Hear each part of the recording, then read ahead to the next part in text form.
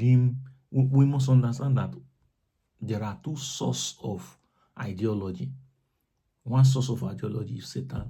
The original source of ideology is God. Once the ideas you are promoting is not sanctioned by God, then it does not bring worship to him. Then it must bring worship to somebody, which is Satan. So in this teaching, we want to understand how we can bring worship to God, especially what is called acceptable worship to God.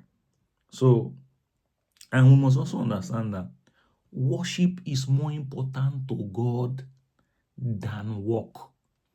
Now, because many times people are carried away with the intent to work for God. Now, does God want you to work for him? Yes. However, God is more interested in you being a worshiper than you being a worker. Now, a worshiper is actually a worker. However, the difference between a worshiper, worker, and a worker is that a worshiper, worker is carrying out the works that God said he should do. So the worshiper is working. However, those works are instructed him of God. So the kind of workers that God wants workers that are doing his work or doing his bidding.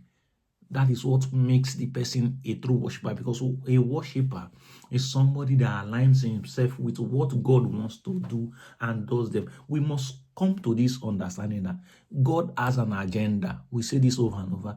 And worshippers are those that are in alignment, in sync with that God's agenda. God needs humans to carry out his agenda.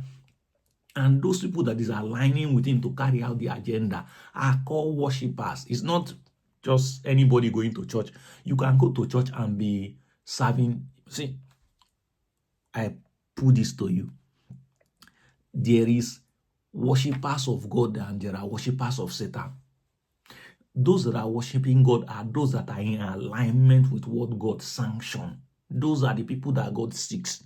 Let's quickly look at Psalm 22 verse 3.